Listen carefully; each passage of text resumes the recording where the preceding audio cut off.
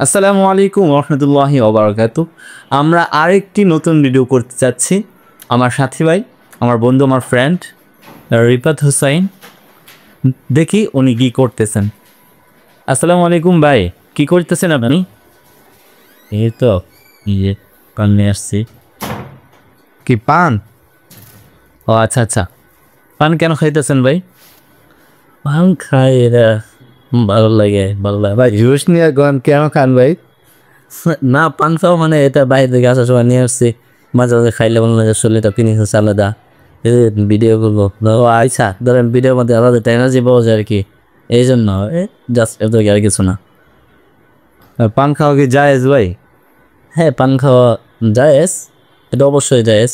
যদিও পানটা মনে করেন আমরা চুন, জর্দা, সুপারি এই সকল মিশ্রণে খাই, তো এই জন্য মনে হয় যে এটা প্রথমটা হচ্ছে যে এটা যদি শরীরের কোনো ক্ষতি না করে, এই চুন, জর্দা, সুপারি এগুলো যদি শরীরের কোনো ক্ষতি না হয়, তাহলে এটা মুবাহ ধরতে পারেন, মানে কোনো গুনাহ হবে না, সওয়াব হবে না।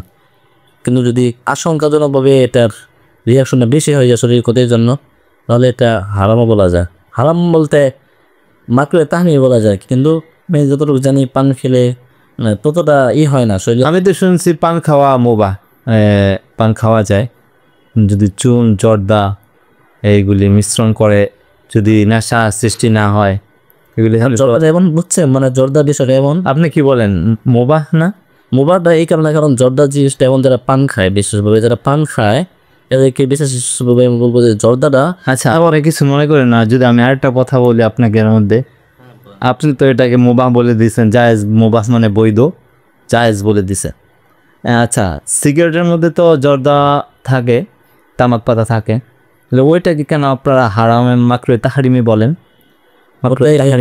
ওটা এই জন্য বলে যে ওটার ভিতরে না ভাই সরি, আপনার কিছু মনে করেন না, আপনারটা জায়েজ বলে দিলেন আর ওইটা মাকরুহ নিষেধ বলে দিলেন, এটা কেমন? হ্যাঁ, এটা এই জন্যই বলা হয়েছে যে মানে যারা গবেষক, বিশেষ করে ডাক্তার, তারা এটাকে পানটাকে যতটুকুভাবে নিষেধাজ্ঞা করছে, তার থেকে শতগুণ, হাজার গুণ ভাবে তারা নিষেধাজ্ঞা করছে। এই জন্য মানে সিগারেটটা এমন একটা জিনিস যেটা ধোঁয়াটা যে ভিতরে যায়, এই ভিতরে যাওয়ার ওখানে হৃদয় রোগ হয়, ক্যান্সার হওয়ার মানে ক্যান্সার এগুলা, আচ্ছা 80% আশঙ্কা থাকে যেগুলো হতে পারে।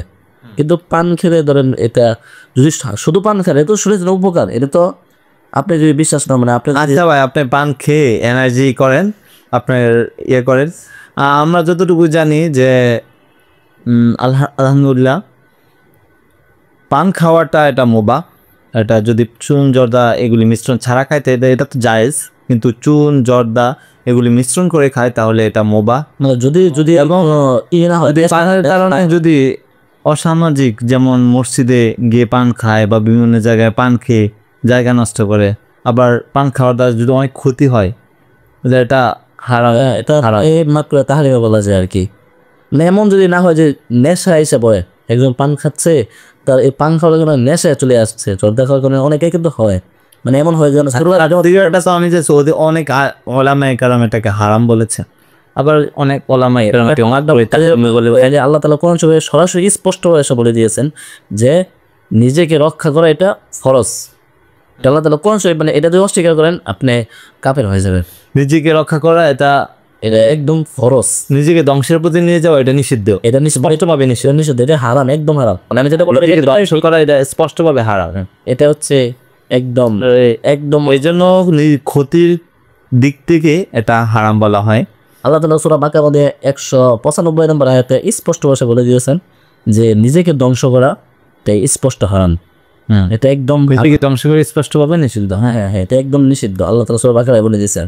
আল্লাহ তাআলা আমাদেরকে এসব জিনিস থেকে, পানও খাওয়ার দরকার নেই, সিগারেটে খাওয়ার দরকার নেই, আল্লাহ তাআলা আমাদের এসব কাজ থেকে বিরত থাকার তৌফিক দান করুন। আমি আপনারা যেন বিরত থাকেন ভাই। দেখা হবে অন্য কোনো ভিডিওতে। আসসালামু আলাইকুম ওয়া রাহমাতুল্লাহি ওয়া বারাকাতুহু। আসসালামু আলাইকুম। যে রিফাত ভাই হাসি দেন একটা। والسلام عليكم